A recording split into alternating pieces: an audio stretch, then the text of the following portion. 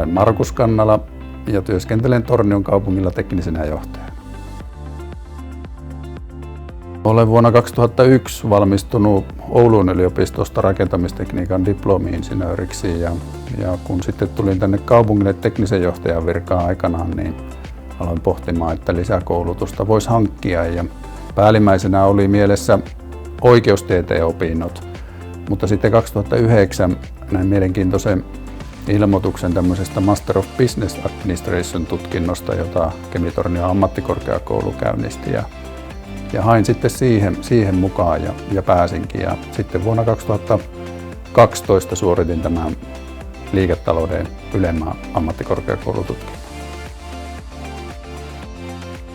Vuonna 2010 laadittiin parityöskentelyllä sellaista mielikuvitukselliselle elintarvikealan yritykselle kehittämissuunnitelmaa, liiketoiminnan kehittämissuunnitelmaa, ja siinä yhteydessä sitten pohdittiin tällaista mallia yhteistoimintayrityksestä toisen saman alan yrityksen kanssa, pariini Antti Jarvan kanssa, ja sitten vuonna 2011 luettiin lehdestä, että Polarica oli ostanut Lapinlihan, ja siinä yhteydessä me sitten Antin kanssa katsottiin toisiaan, että tämähän on aivan niin kuin yhden suhde yhteen siitä meidän harjoitustyöstä. Tuntui aivan siltä, kun se olisi pantu täytäntöön se meidän harjoitustyö.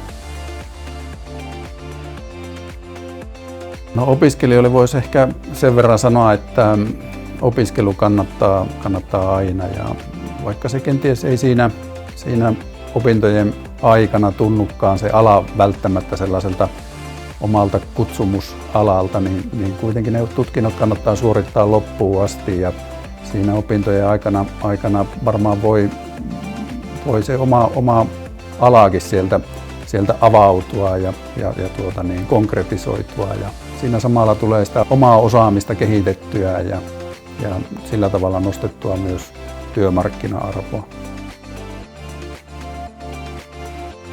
Alumniyhteistyö on sellainen linkki oppilaitoksen opiskelijoiden ja sitten oppilaitoksesta valmistuneiden kesken. Ja siinä oikeastaan tässä kolmiossa tieto kulkee jokaiseen suuntaan, että opiskelijat saa vinkkejä tulevaisuuden työpaikkamahdollisuuksista kenties ja oppilaitoskin voi saada sitten kenties työelämästä vinkkejä tulevaisuuden koulutustarpeista, ja tietenkin työpaikat saa sitä ajankohtaista tietoa sieltä korkeakoulusta. Ja tietenkin meille Tornio-kaupungille on tärkeää tämä ammattikorkeakoulun toiminta täällä Torniossa, ja me sitä tuetaan monipuolisesti, ja tämä yhteistyö on yksi konkreettinen esimerkki siitä yhteistyöstä. Olin yllättynyt valinnastani vuoden alumniksi. Se oli mukava yllätys. Olen tietenkin kovasti otettu ja kiitollinen. Alumnitoiminnan kautta on saanut hyviä yhteistyöverkostoja, ja tietenkin on sitä kautta myös pysynyt ajan tasalla, mitä ammattikorkeakoulun puolella tapahtuu.